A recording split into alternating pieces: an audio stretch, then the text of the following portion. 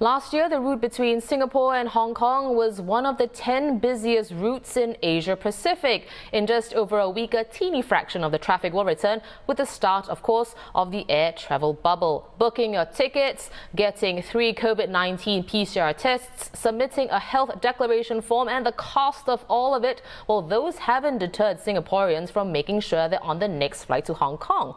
But do Hong Kongers feel the same? To give us the Hong Kong perspective is the Straits Times' Hong Kong correspondent Claire Huang. So Claire, what's the reaction been to the air travel bubble? Similar to Singapore, is the public in Hong Kong enthusiastic, excited about it even, or is it leaning more nonchalant? Hi, Ollie. I think you've got more excitement from Singaporeans here than the local Hong Kongers. The tour operators are obviously happy, but they've been quite measured in their responses because Singapore is not the priority destination for locals here. Japan and South Korea are. But air tickets are still bought out this month, actually. Last I checked on Google Flights for a one-way ticket. The earliest flight I could get was December 7th on Cathay Pacific at a whopping 17,000 Hong Kong dollars. That's one-way ticket that cost almost 3,000 Sing dollars. So I know many friends want to go back for Christmas, see their families. And this is where I go into the costs of taking the bubble flights, which is a concern for the locals here. Many of the locals will not want to go to Singapore, even though, they probably want to travel and there's pent-up demand for travel, because all the fees, add up. You have got the testing fees. It's 200 Sing dollars a pop in Singapore. It's 240 Hong Kong dollars here, which is about 40 odd Sing dollars. And then you have got the Hong Kong International Airport test. When you land in Hong Kong, you have that test. So that's that's 499 Hong Kong dollars, which is about 90 to 100 Sing dollars. So all these makes it very expensive. Yeah, so we can agree that, Singaporeans are definitely more enthusiastic about going to Hong Kong.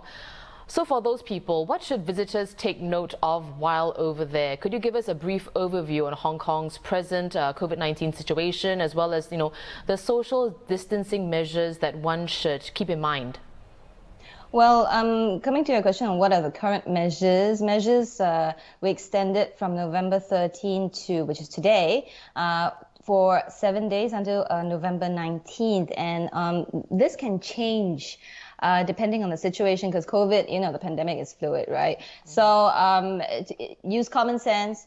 Check the Hong Kong International Airport website or Cathay Pacific's website, which is quite prompt. There's the usual mandatory mask wearing, except when exercising. Public gatherings are kept at 4. You have eateries, bars, pubs that run till 2 a.m. But then patrons are supposed to wear masks in these places unless they're at their tables, then it can be masked off. And then you have got patrons capped at 6 per table in eateries, and the number is 4 for bars and pubs. Most of the attractions are open, the theme parks are open, and a lot of the facilities are also open. One thing to note in cinemas, if you ever go to the cinemas, currently the measures, you can go, the social distancing, but then you cannot eat or drink. And not to burst your bubble here, Ollie, but let's not get ahead of ourselves because there's an uptick in the number of untraceable local cases.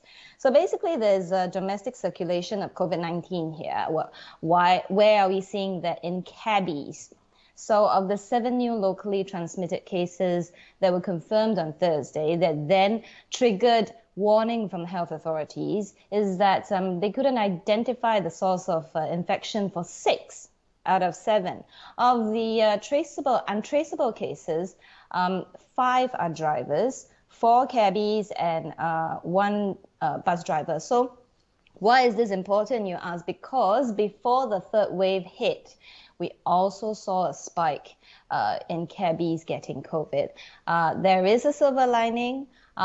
So far, about 6,000 private and public venues have pledged to take part in a new coronavirus tracing app, which will be launched on Monday, with users also able to record any journeys they make in the 18,000 or so taxis. So that's the silver lining. Right. Well, important points to take note of if you are planning a trip to Hong Kong. So, Claire, what's the latest on the political front and the spillover effects on security?